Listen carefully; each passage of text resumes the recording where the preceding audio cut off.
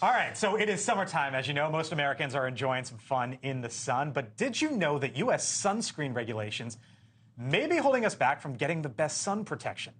For example, here's Congresswoman Alexandria Ocasio-Cortez. Whatever. It's a tough name. AOC. AOC. There you go. Listen to her. She talks about it.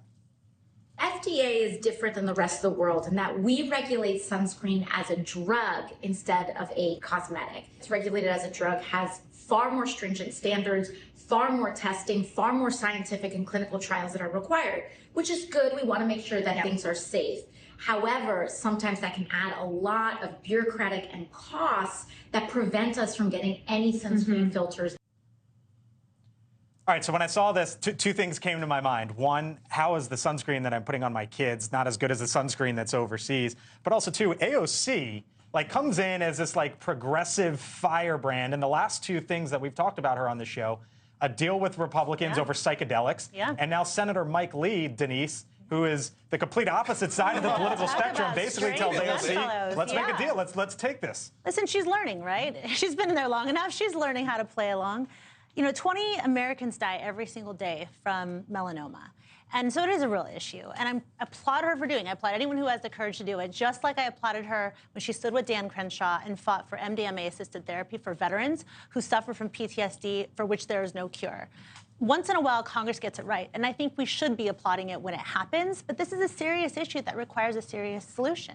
And I will say one other thing that I think most Republicans and Democrats do agree on, and that's that the FDA is far more of a bottleneck than a conduit for innovation. We were talking about this the other day. I thought you might go there.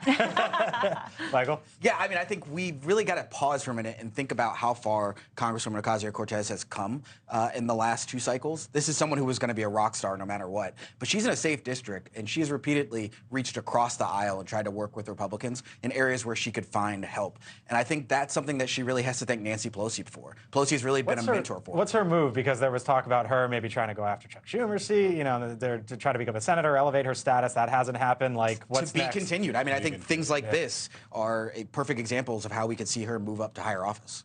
And I think she's more likable in the Democratic Party when she's not going after people like Chuck Schumer or bashing Biden all the time. She knows her lane. She could have been the Marjorie Taylor Greene or the Lauren Boebert of the party. I don't she's think anyone seen could what be the happened Lauren with those Boebert. folks. Yeah.